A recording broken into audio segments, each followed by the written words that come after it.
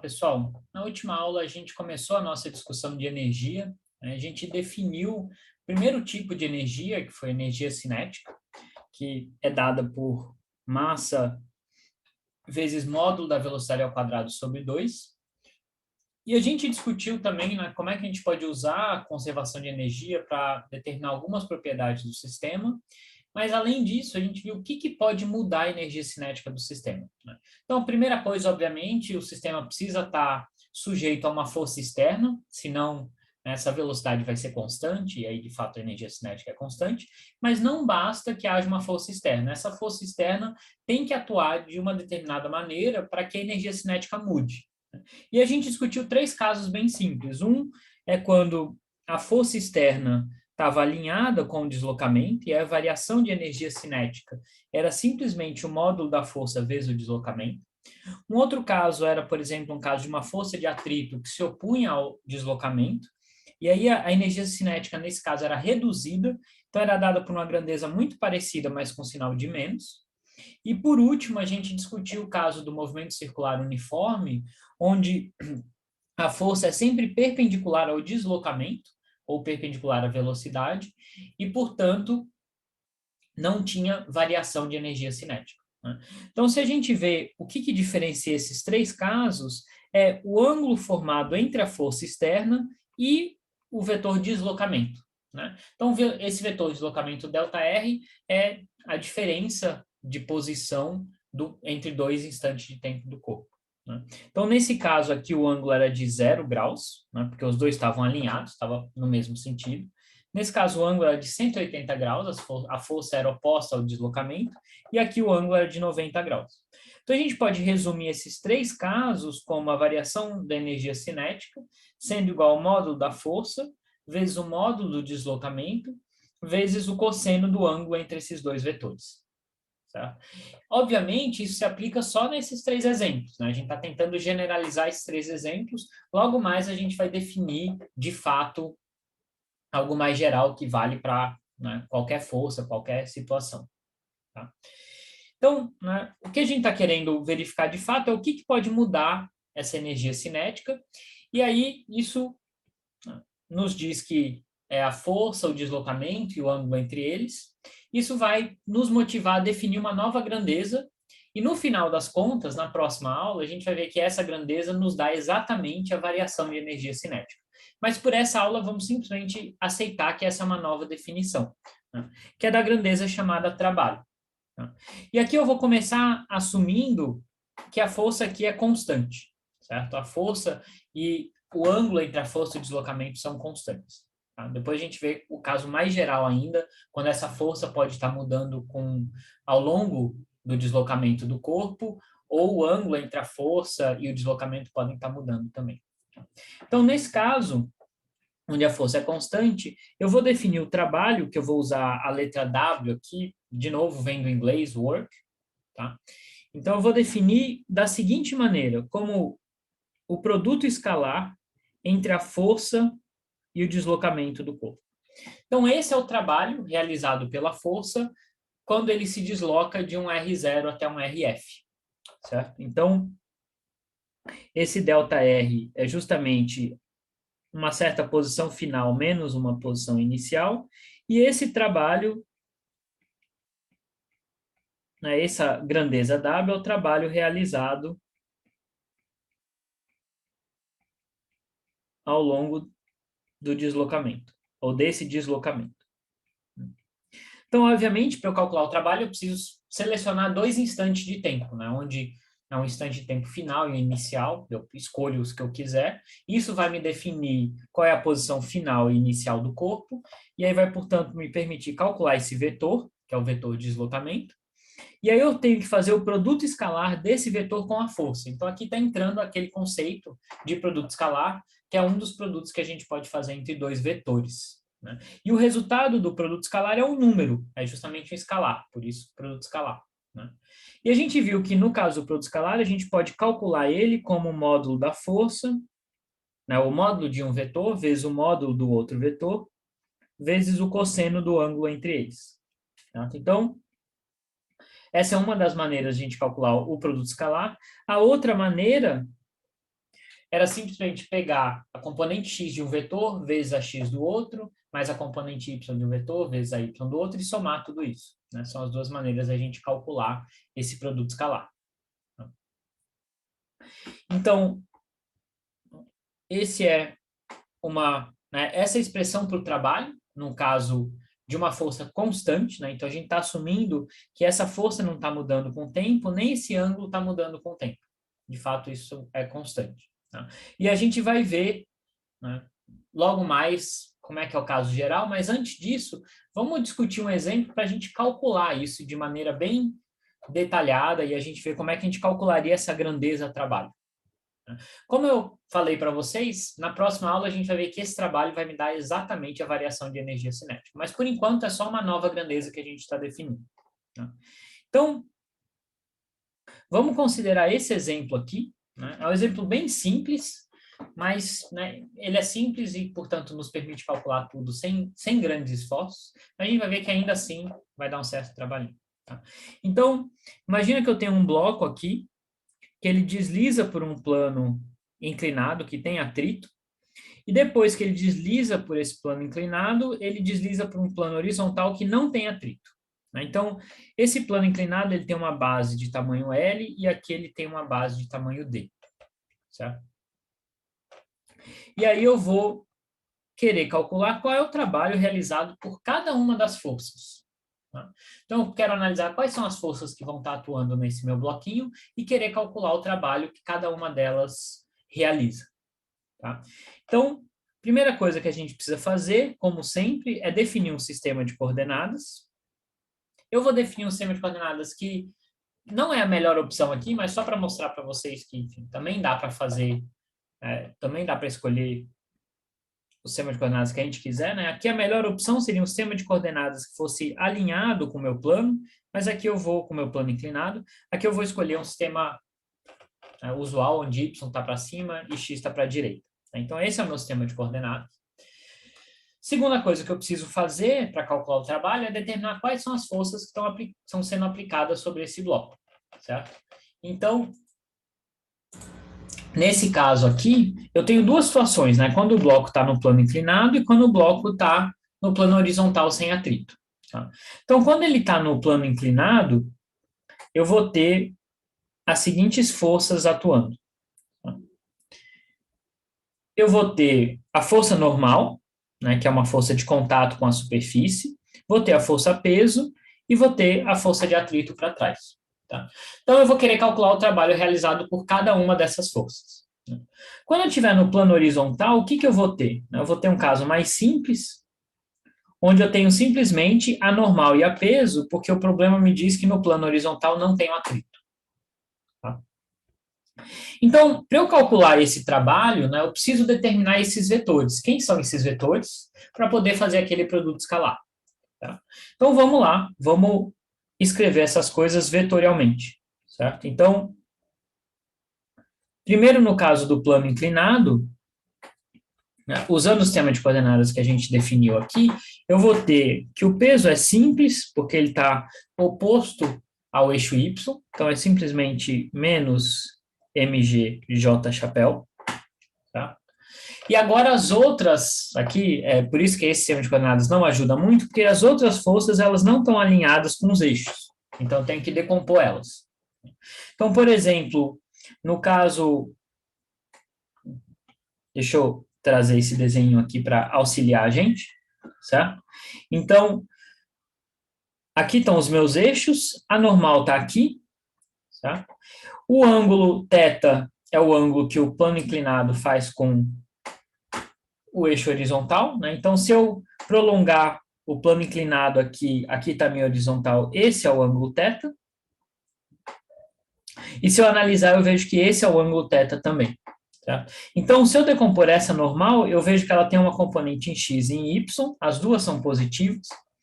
Então, eu vou escrever ela como o módulo da normal cosseno θ na direção j chapéu. Né? Notem que o ângulo θ aqui, né, é o ângulo formado com o eixo y, então a componente y vai ser cosseno θ. E a componente x vai ser seno θ. E a força de atrito, também não sei, né? Eu sei que ela vale em módulo coeficiente de atrito cinético vezes a normal, a força de atrito está para cá. Se eu decompor, eu vejo que a componente x da força de atrito é negativa e vai, né, ser dada pelo cosseno do ângulo. Então, vai ser cosseno θ e chapéu, mas eu tenho um sinal de menos aqui, porque eu estou contra o eixo x. E a componente y está apontando na direção do eixo y. Então, vai ser mais μkn seno de θ j chapéu. Então, eu escrevi aqui, nesse meu sistema de coordenadas, todas as minhas forças. Eu posso tirar esse desenho. No caso do plano inclinado é muito mais simples, né? Porque vai ser, as forças agora sim estão alinhadas com o eixo.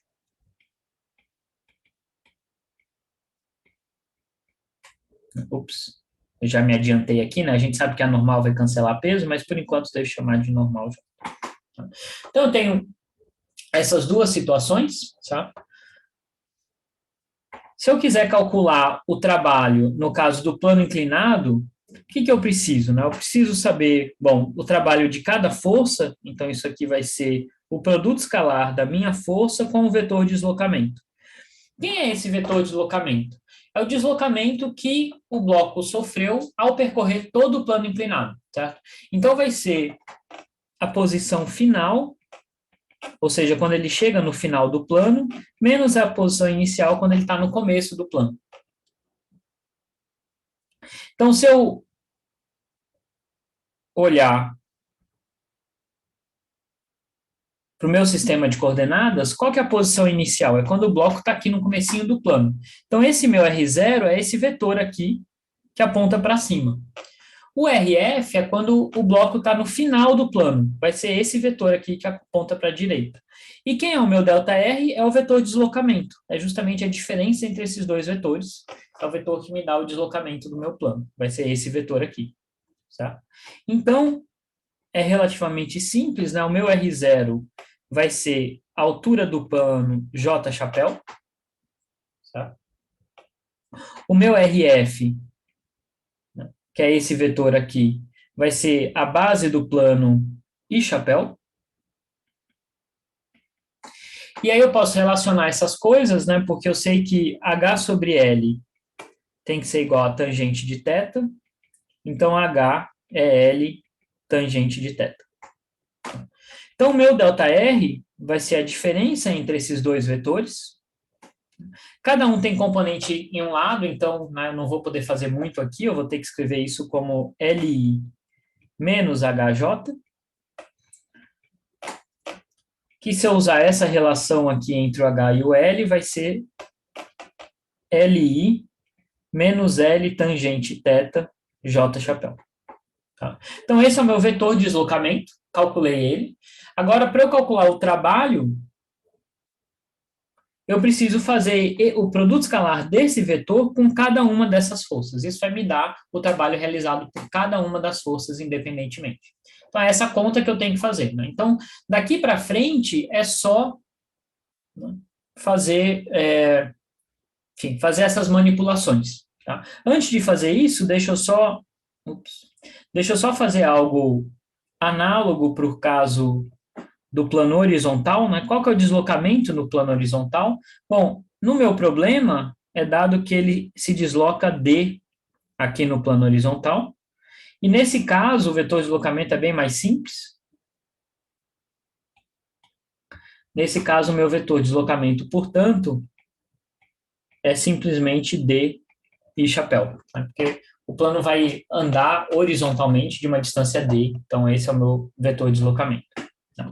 Então, agora eu tenho tudo que eu preciso para calcular o trabalho em cada um desses pedaços do movimento e por cada uma dessas forças. Então, agora é fazer a conta, certo? É fazer trabalhozinho de álgebra.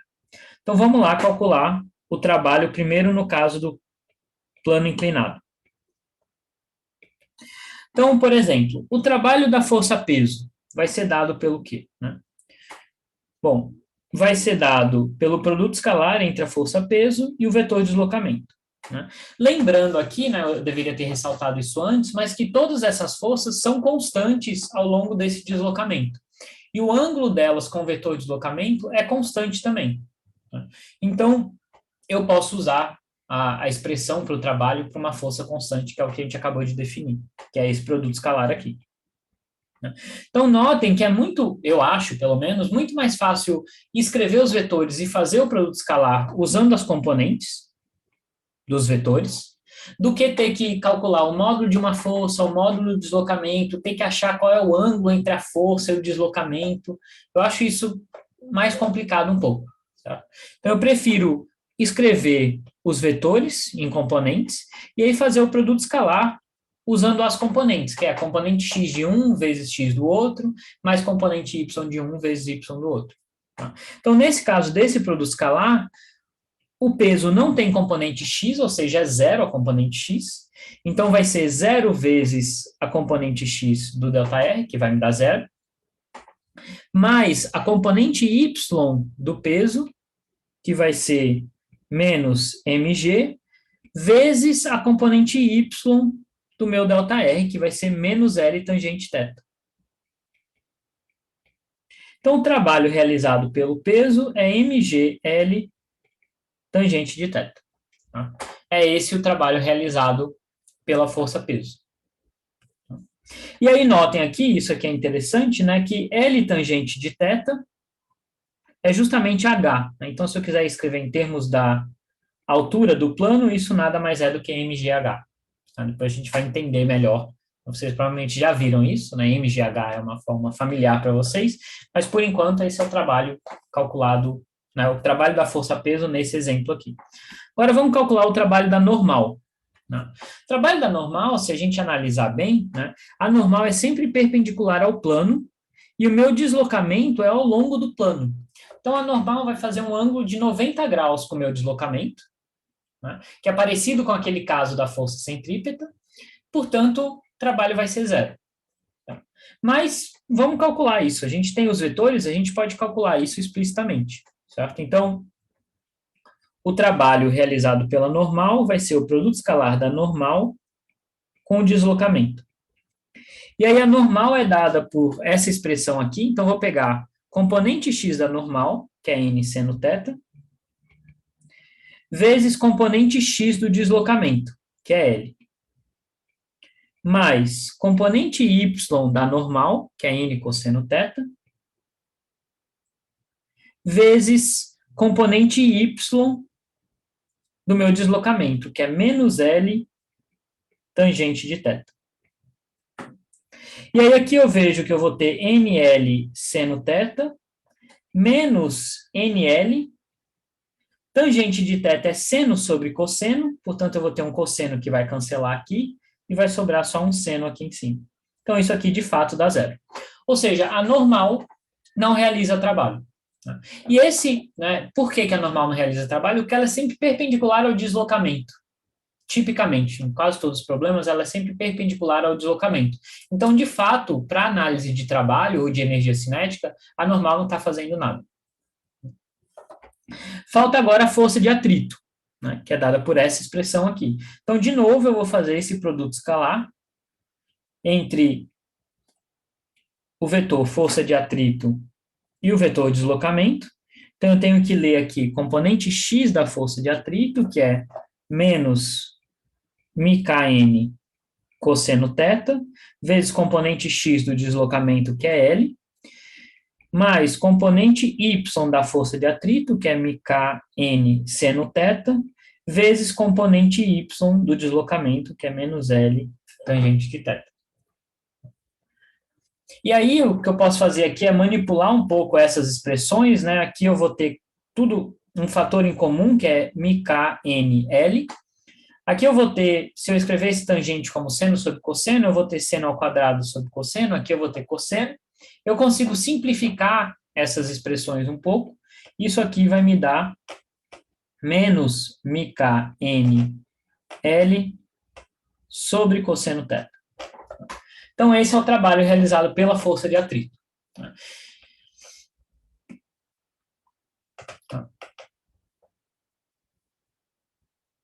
E se a gente olhar aqui, a força de atrito, ela está oposta ao deslocamento.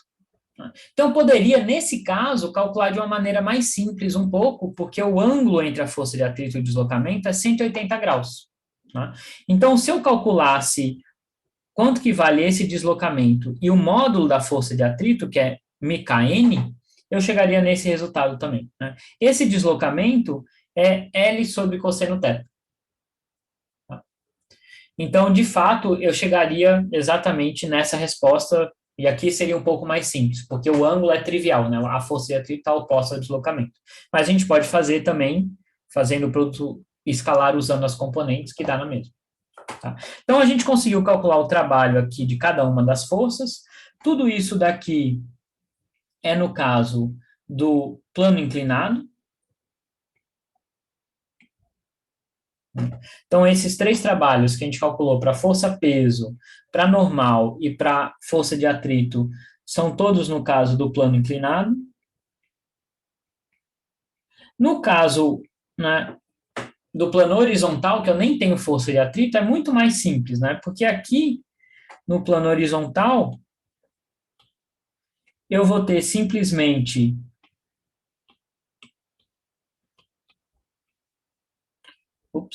eu vou ter somente a força normal e a peso, e as duas são ortogonais ao deslocamento. Nem interessa que as duas se cancelam aqui, as duas também vão se cancelar. Né? Mas as duas são ortogonais ao deslocamento. Então, eu já posso, sem fazer conta nenhuma, dizer que o trabalho da peso é igual ao trabalho da normal, que é 0. Ou seja, né, essas forças não realizam trabalho aqui. Então, esse foi só um exemplo para a gente ver como é que a gente calcula essa grandeza do trabalho. Tá? Então, de fato, eu preciso fazer esse produto escalar, ou eu preciso calcular o módulo de cada um desses vetores e achar o ângulo entre os vetores. Tá? Isso que é meio chato, eu prefiro fazer o produto escalar usando as componentes, que eu acho mais direto. E agora vem o caso mais geral, que é o caso quando a força não é constante. Ou seja, imagina que a minha força está mudando ao longo do deslocamento, ou então o ângulo entre a força e o deslocamento está mudando. Tá? Então, imagina, sei lá, que eu tenho a força, né, por exemplo, eu tenho a força peso que está para baixo, e aí eu tenho o meu bloquinho subindo e descendo, fazendo um movimento mais complicado assim, certo? O ângulo entre o deslocamento, né, às vezes ele pode estar andando para a horizontal, o ângulo com a força-peso é 90 graus, às vezes ele pode estar subindo, então o ângulo vai ser outro, então o ângulo vai estar mudando, o ângulo entre o deslocamento e a força-peso vai estar mudando. E, portanto, eu não posso usar a expressão anterior. Tá? Ou pode ser que a força mesmo esteja mudando ao longo do movimento. Eu também não posso usar essa expressão simples de produto escalar de força com deslocamento. Aí eu tenho que usar essa integral aqui, que é calcular o produto escalar de um pequeno, entre a força e um pequeno deslocamento e somar todos eles. Né? O que significa? O que eu estaria fazendo? Né? Eu estaria dividindo o meu movimento em pequenos trechinhos aqui. Então, imagina que a minha partícula está fazendo isso, eu tenho a força aqui atuando em cada ponto, a força está mudando, por exemplo.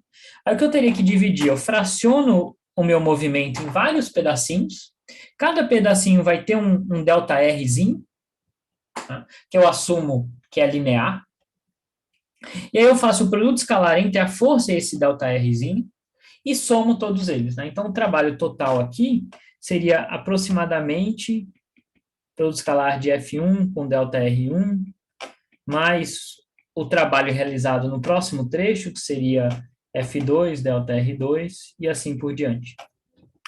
No limite em que eu fraciono esse meu movimento em pedacinhos bem pequenos de ΔR, eu chego nessa integral aqui. Tá? Então, eu preciso determinar qual que é o meu deslocamento infinitesimal, fazer o produto escalar com a força e aí fazer essa integral. Né? Do ponto inicial até o final, onde eu quero calcular o trabalho. Tá? Então, o caso mais importante que a gente vai usar algumas vezes é o caso da força elástica, porque essa é uma força que ela é relativamente simples, mas ela muda ao longo do movimento. né? Então, mesmo em um movimento unidimensional aqui, imagina que eu tenho meu bloquinho inicialmente aqui, né? Então, a mola, né, esse bloquinho está preso em uma mola, a mola aqui está esticada e, sei lá, o meu bloquinho tem uma certa velocidade inicial para a direita, então ele vai se deslocar até aqui, né? Então, ele sai desse ponto XA e vai até o ponto XB. Quando a mola está esticando, a força que ela está fazendo está aumentando, né? A força que a mola faz é dada por menos K vezes a deformação da mola com relação à posição dela relaxada. Aqui eu estou assumindo que a posição dela relaxada é quando x é igual a zero. Então, a deformação dela vai ser justamente a minha coordenada x. Então, inicialmente ela está esticada de xa e no final ela está esticada de xb. E conforme a mola vai esticando, ela vai puxando cada vez mais o meu bloquinho. Então, é uma força que não é constante ao longo do movimento. Tá? Então, como é que eu faria o cálculo do trabalho aqui, realizado por essa força elástica, quando o bloquinho vai de A até B? Tá? Então, eu tenho que calcular essa integral aqui, de f dr. Quem que é o meu dr? É um pequeno deslocamento aqui ao longo do meu movimento. Tá? Nesse caso, o meu bloquinho está se deslocando para a direita, e se ele anda um pouquinho, significa que no meu sistema de coordenadas ele andou um ΔX, né? Ou um dx. Então, esse vetor é dx na direção do I-chapéu. E aí eu posso agora fazer esse produto escalar, que está dentro da integral, né? Vai ser, os dois estão na direção I-chapéu, então vai ser essa componente x vezes essa componente x, então isso vai me dar menos kx dx, e aí eu quero calcular o trabalho realizado do ponto XA até o ponto XB. Quanto que essa força elástica realizou de trabalho. A gente sabe que ela vai estar sempre oposta ao movimento, então esse trabalho vai ser negativo. Então, o que eu tenho que fazer aqui é essa integral de menos K é constante, eu posso tirar da integral. Então, eu vou ter uma integral de x dx entre xa e xb, que são esses dois pontos aqui. A integral de x é x² sobre 2. Né? Então, isso aqui vai dar menos k x² sobre 2, calculado nos extremos da minha integral, que é xa e xb. Então, isso aqui vai me dar menos k sobre 2, xb ao quadrado, menos xa ao quadrado. Como xb é maior que xa, isso aqui é um número positivo, e, portanto, por causa desse sinal de menos, o meu trabalho vai ser um número negativo. Então, está aqui um dos exemplos mais simples, onde eu tenho uma força que não é constante. Como é que eu faria para calcular esse trabalho? O caso mais importante para a gente, de fato, vai ser o caso da força elástica. Então, o trabalho seria calculado dessa maneira. Esse trabalho é negativo, a gente vai ver na próxima aula que um trabalho negativo significa que a energia cinética do meu sistema diminuiu, teve uma variação negativa, que é o que a gente espera, né? Se a força está puxando o bloquinho para trás, ele está freando esse bloquinho, tá bom? Então, por essa aula era isso. Na próxima aula a gente discute mais diretamente essa conexão entre essa nova grandeza que a gente definiu, que é o trabalho, e a energia cinética, tá bom? Tchau, tchau.